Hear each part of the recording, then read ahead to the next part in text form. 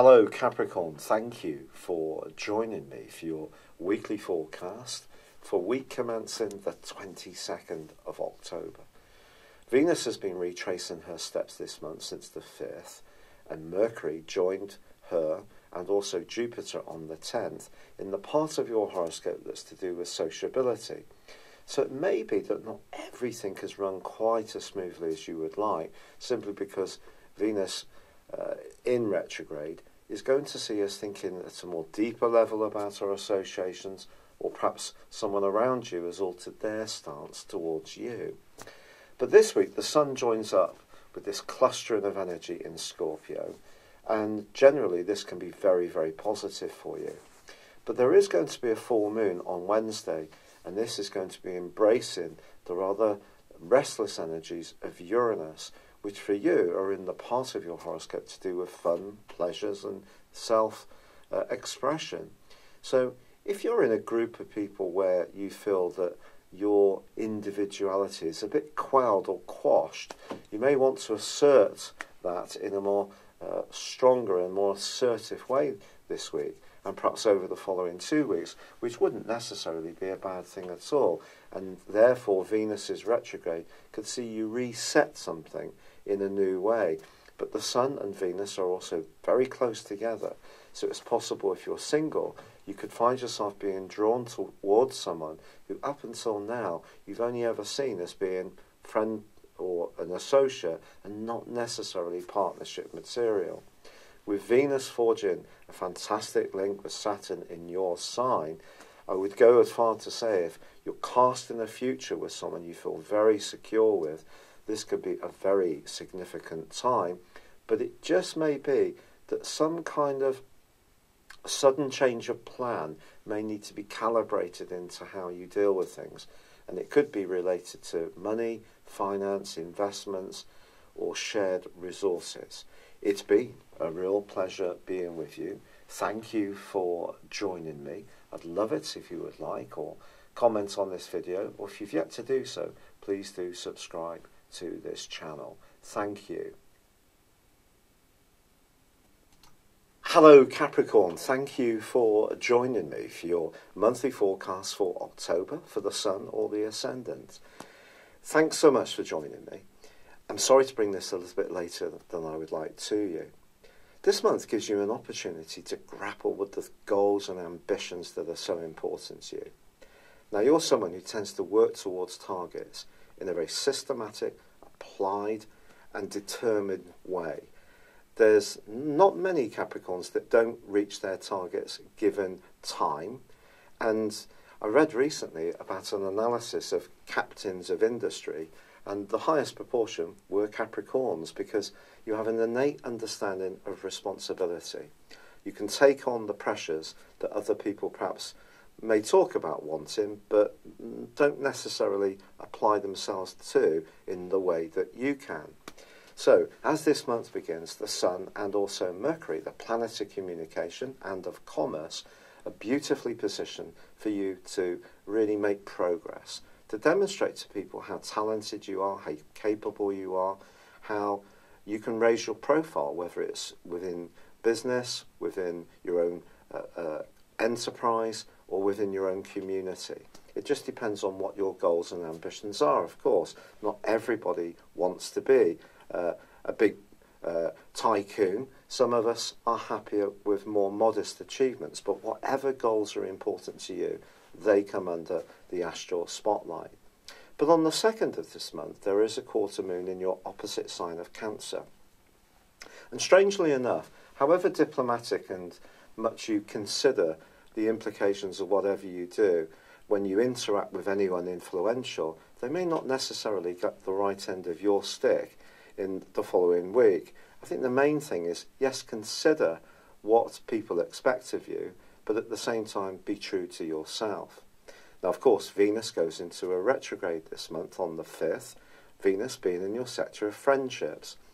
Now, Venus is, of course, also the planet of relating. So if you're in a close emotional or romantic tie, the things you share in common are going to be something that you're going to think very carefully about for the rest of this month. But equally, if you're in a relationship that you can't see a future in, because the 11th house is very much about the future and planning, then this may give you a lot of food for thought. You won't necessarily do anything dramatic straight away. Maybe you will. That depends on you. The stars aren't telling you what to do. They're just giving you a platform to make your own decisions. But Venus retrograde also influences money. So if you are connected to anyone else around a financial scheme, then this too could be something that you give careful thought to through to the end of October. But on the 9th of this month, there is a platform for you to really supercharge those efforts when it comes to your goals and ambitions, because a new moon occurs. But this is a very complex new moon because it squares up with Pluto, the planet of power and transformation in your sign. For 1 week intensely, and for 1 month possibly, it's the case that you may encounter a major opposition to what you want to achieve. Now, Pluto and power is an interesting concept because if we use our power wisely, someone else may not use their power on us wisely. So Pluto's always a bit of a tussle, and we can't control the whole process. Also, Pluto can evoke within us changes that we're not even conscious that we're ready for or needing. And huge change can occur, and it can be very, very profound.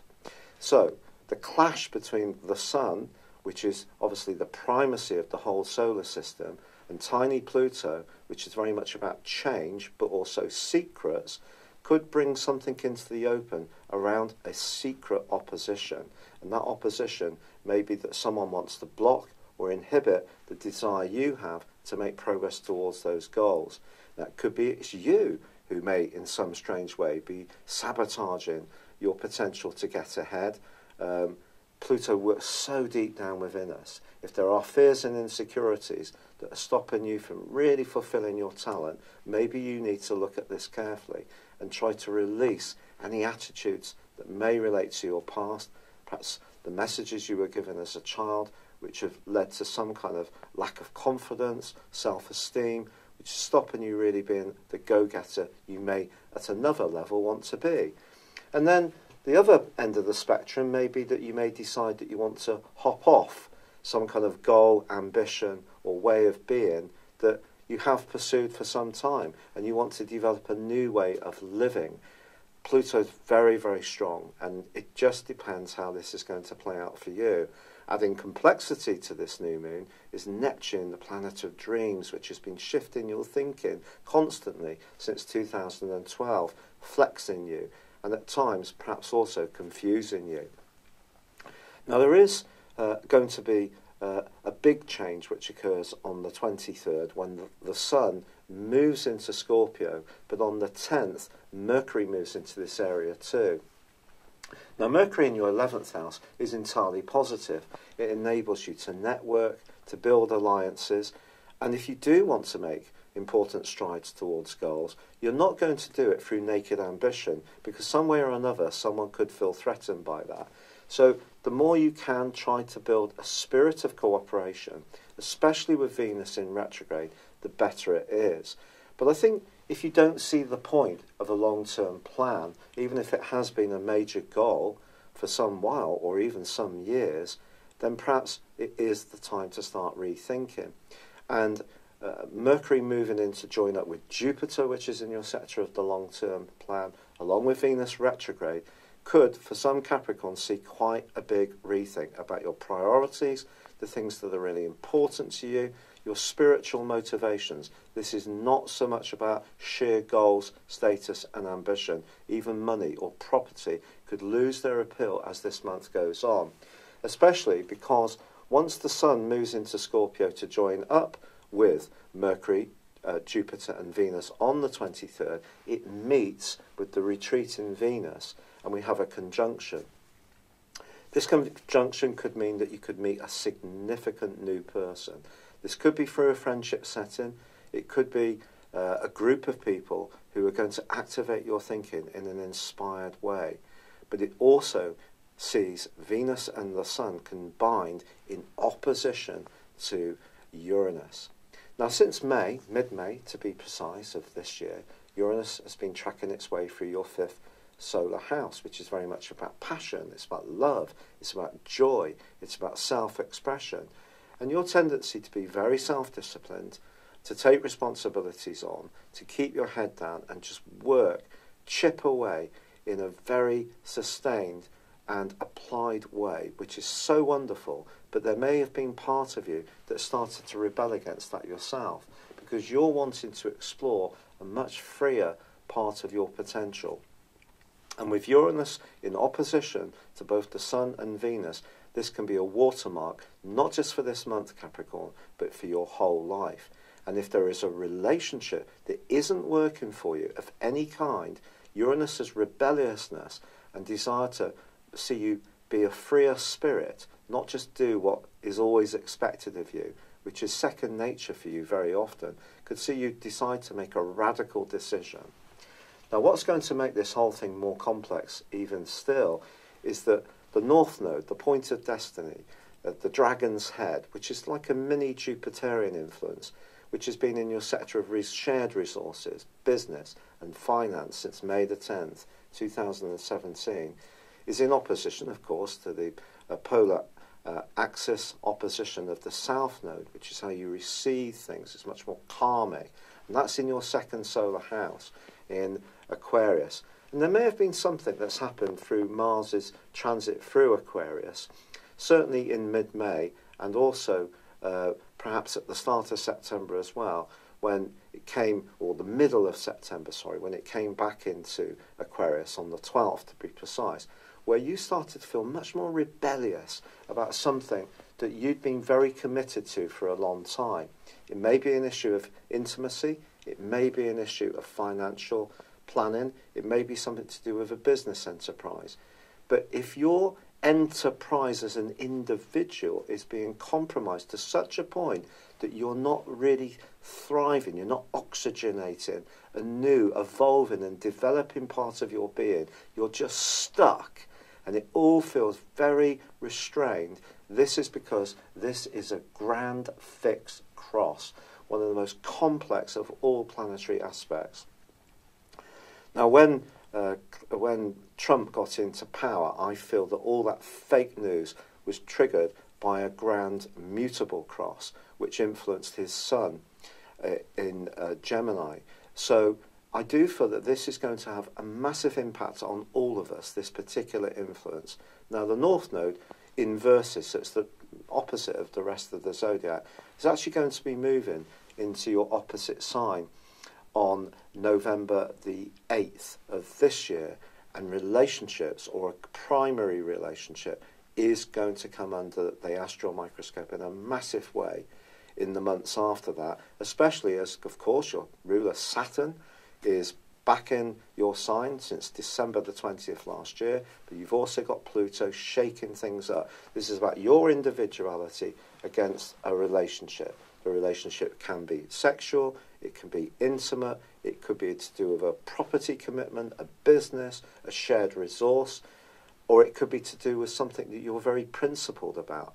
But if something isn't working for you, this grand fixed cross is almost like tectonic plates grinding against each other, and the rivets could pop out if something is being resisted that you need to flow with. And that is, my friends, Pluto. Because Pluto is the ruler of Scorpio along with Mars. But Pluto is the modern ruler. So what happens here with Uranus in opposition, pushing for change, for radical alterations, if your life isn't really being lived in a very vital way, something could alter. And then on the very last day of this month, we have Mercury moving into Sagittarius, which could see you doing some massive soul searching. But before then, on the 26th, there is a full moon, and that full moon also links with Uranus. So if you have been keeping something down through your sheer self-discipline, that's seeing you resisting, being much freer, much more articulate, much more creative, living in your power, in the here and now, in this minute. And it could be that due to Saturn's transit through your sign and also Pluto, that some kind of reconstruction needs to go on. Now I have in my directions, which is a form of forecasting, I have energy in the sign of Capricorn as well. And I can see this going on in my own situation. It's not necessarily easy. Obviously, the rheumatoid arthritis that I'm suffering is something that is being affected by these directions. So these transits for you, especially with those big two outer hitters, the higher octave planets of Saturn and also Pluto, and the North Node sweeping in from November the 8th, is going to be very, very important. So, remember, the stars don't tell you what to do, they just give you a platform. But with Pluto so potent this month, I don't think it's necessarily going to be something that you can resist, but it is something that's hugely exciting. So although a lot of the astrologers on YouTube particularly, I think, will put most of the emphasis on Venus's retrograde, and that's not wrong, I just feel there is a bigger picture that's so important. And it is to do with you activating a future which is based less on the natural principles of your sign, about being worthy, fitting in with what's expected, going with what the societal norms are, maintaining tradition. It's all about you just showing people how entertaining, funny, clever and talented you are. Go for it, Capricorn. I'd like to thank you for all the marvellously kind and supportive messages, and also the suggestions in terms of dealing with the rheumatoid arthritis. I have embraced a lot and made some significant changes.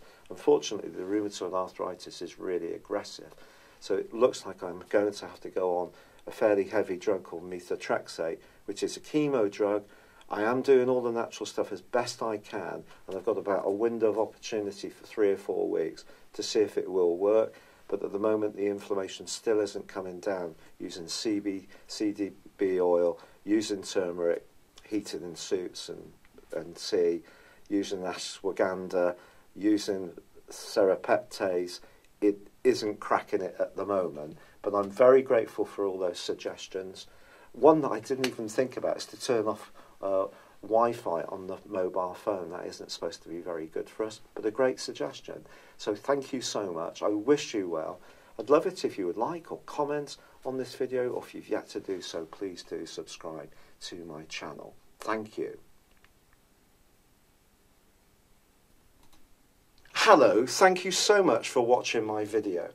I'd love you to join me at my Horoscope Ace app. You can find this at www.horoscope-ace.com. You can use it through Android, iOS, Apple or Facebook. Check out your ascendant or your moon sign, or download your free birth chart. There's all your favourite videos, plus there are daily, weekly, monthly and yearly horoscopes for general, love, Chinese and Indian astrology. If your passion is tarot, there's my brilliant 3-card money or love tarot readings too. And it's all there at www.horoscope-ace.com. Thank you.